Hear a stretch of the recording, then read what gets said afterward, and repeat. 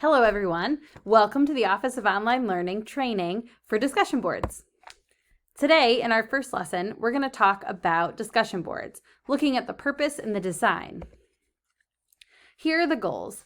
We're really trying to look at the role of discussion boards and what they play in an online and hybrid course. Looking at some different approaches to designing these discussion boards to help facilitate student learning, and reviewing strategies to create discussion questions. I know as I was implementing discussion boards, really finding the right question really led to a successful or a not so successful discussion board for me. So really giving you some strategies to help with that, looking at stimulating higher order thinking and promoting the synthesis of content.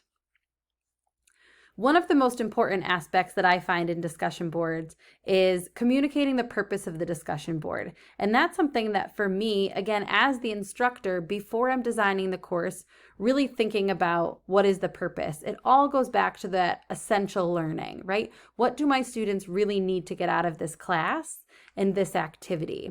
And I find that sometimes I want a discussion board really to just build a learning community. We talked about introductions previously. Maybe I have a discussion introduction board just for students to get to know each other, to build a sense of a learning community. And I really want to be transparent with my students, tell them what the purpose of the discussion board is. In this discussion board, I want to see your application of the strategies or the theory that we just read in this chapter, and I want you to use it in this case. So really being clear is very helpful. Setting a structure. I find, again, as we talked about in the syllabus, being very explicit for students as to what you're looking for and what the structure of the discussion is very important. Creating those effective question prompts, as I talked about, is also very important, and this might be a trial and error. I know, again, for me, it was I tried out a discussion question, and then I realized it didn't work. One thing when I immediately went into discussion boards, I found, this discussion really works in my on-the-ground class. I'm just going to move it to my online discussion board. And I found that that wasn't the case. When I asked, to share, what are your reactions to this video? Or what are your thoughts? What are your reflections? I wasn't getting the depth of discussion and knowledge that I really wanted in my discussion board. And it all, again, went back to that question.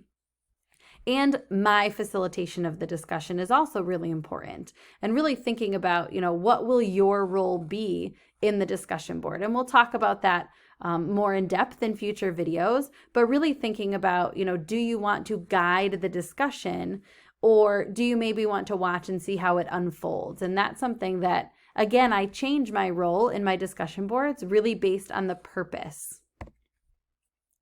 So linking back to our essential questions, what do I really want my students to do, and how do I want them to understand the material? This not only helps identify our essential learning, but also really facilitates the idea of universal design and that student engagement, right? So how do I want them to engage with this content and be motivated to complete the discussion board?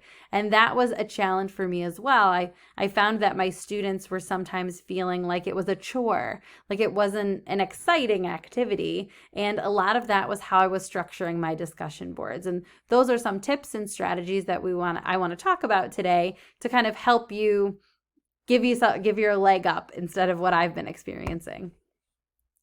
So here's an example of using a taxonomy. And what I found is really helpful is I have a go-to structure of how I can write questions to really help me make sure that I'm conveying what I want my students to know. So I identify what I want them to understand, what I want them to know from this discussion board, and what I want to see from them. And then I work backwards to look and identify my questions. So this is an example of some Socratic questions, and there's a lot of different taxonomies or strategies that you can use, but picking one that you really identify with that will help you in your content area to make sure, again, that discussion question really promotes critical thinking and synthesis of the material. So I really like this taxonomy here. It gives you some different examples and then some examples of Socratic questions.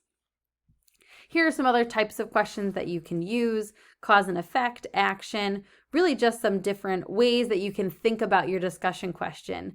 Again, because on-the-ground discussions will often develop naturally, it really takes more planning and design to have a discussion board be more successful. When I initially started online teaching, I kind of felt like, oh, I should have a discussion board every week. And I very quickly learned that not all of my content or not all of my learning objectives needed a discussion board, or were they really appropriate for it? So it really does go back to that essential question. What do I want my students to understand and to know, and how are they going to show that learning for me? And that talks about, universal design for learning and their expression, but it really does help to figure out, is a discussion board the right task for them? And I find that these types of questions really help to figure that out.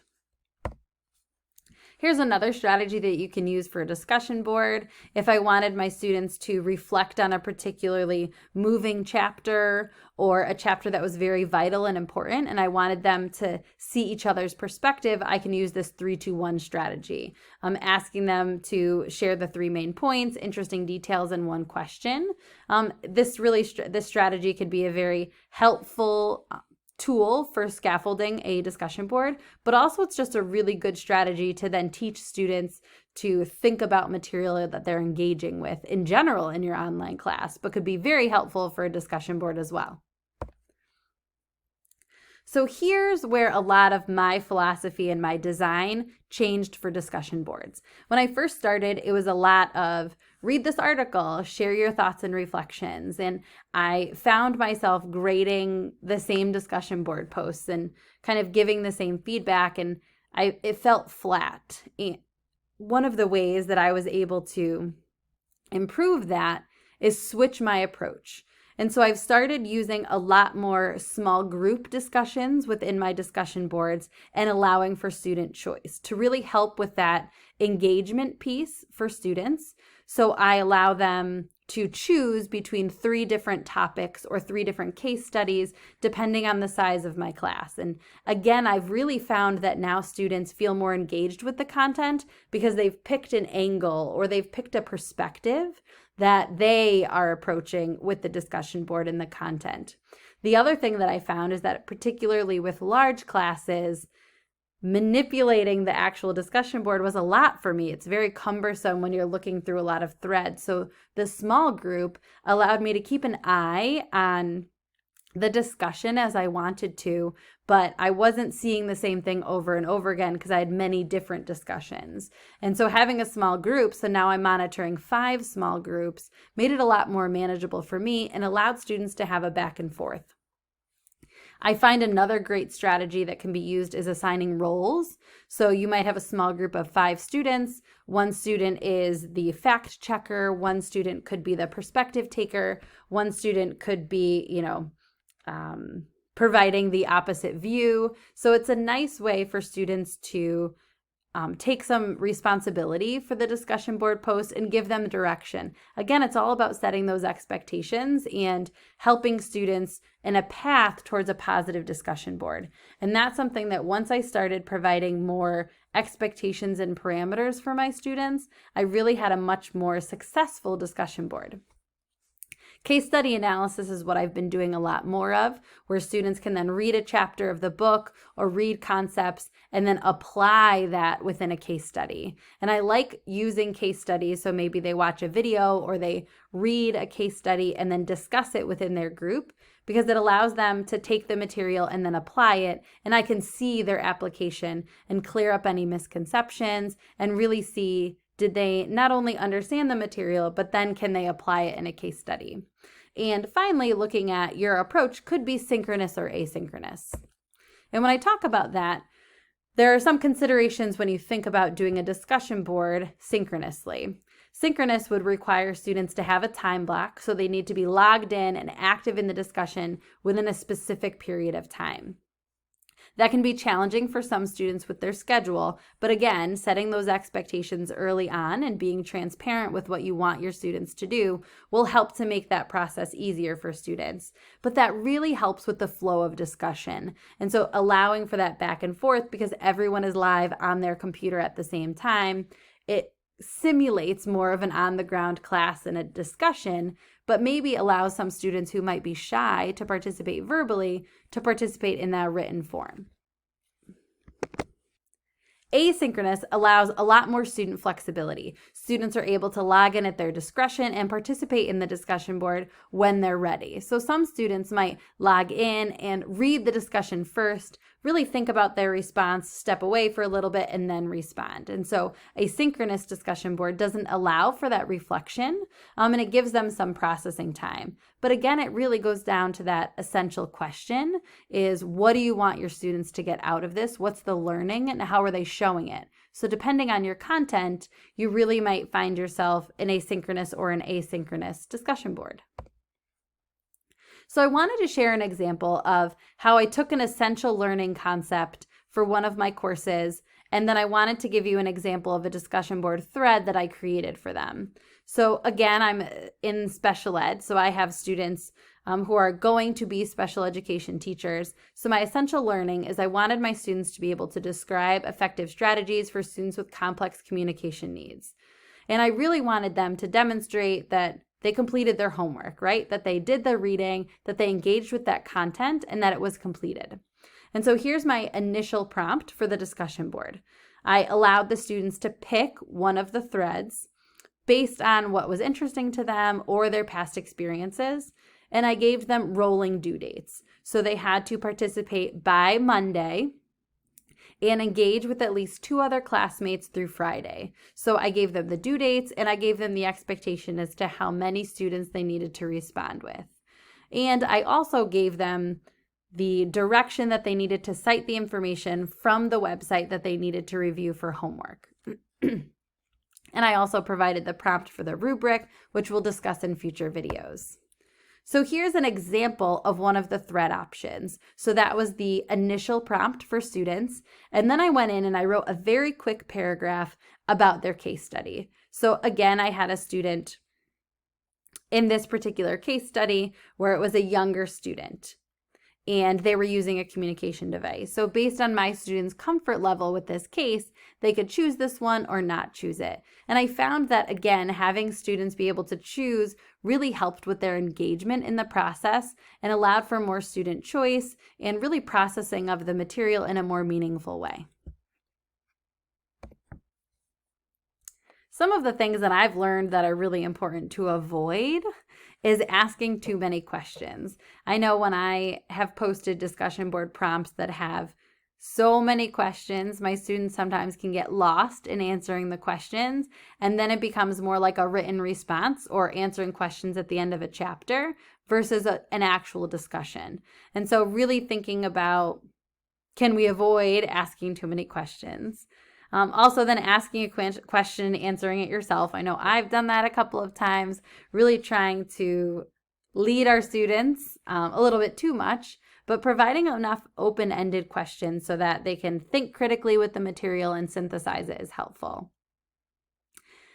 Really asking students to explore the implications of their answers is really important. So, why do you believe this? Or why do you think this is so? Or tell me more, and really kind of asking students to elaborate. So you can choose to do this as a professor, or as I mentioned previously, maybe one of the roles for your students that you set in your discussion board is to probe or ask students to elaborate, the elaborator. And so that's something that as you're approaching your discussion boards, you can actually assign that for students to kind of self-monitor themselves.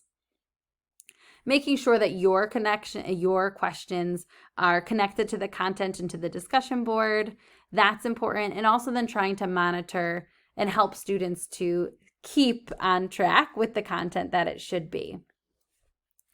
And not asking yes or no or leading questions. And I find that I've done that sometimes. I'll write up a discussion board and then all of a sudden I realize, this was actually a yes or no question. I'm not getting what I wanted. And so a lot of it is really just kind of practice. But if you go back to that essential learning, right? What do I want my students to know and how are they going to show me? It really does help in crafting your discussion board to say, I want them to be able to apply strategies. Well, how's the best way to do that? If I give them a case, if I give them a scenario, then it's something that they can work from. And that strategy I found has really helped for me as I'm looking onto discussion boards and have them be more successful. But one of the other things that I find is very important is not feeling like you need to monitor every moment of a discussion board. Just like if you had small group discussions in your on-the-ground classroom, you aren't able to monitor every moment of every small group discussion. You're going around and you're bouncing and you're checking in. And really trying to keep a pulse on the discussion board is very important, but not feeling like you need to respond and comment and over supervise all of the discussions. And that's something that I found paired with not overusing discussion boards was really important for me and my success in surviving online teaching, but then also really thriving in it and feeling like the discussion boards were powerful and meaningful for my students. So some helpful practices beyond that is, as the professor, really sitting back and synthesizing the discussion. So modeling the idea of, it seems like what we're talking about here, really demonstrating the relevance in the field. So linking everything back to that essential learning, why this discussion board or this topic is important. Supporting students' participation, which again, really links back into creating that ground rule, making sure that the expectations are clear for students, that they feel comfortable in this learning environment is really important to making a discussion board a successful exchange of ideas and a successful method for measuring student learning in your classes.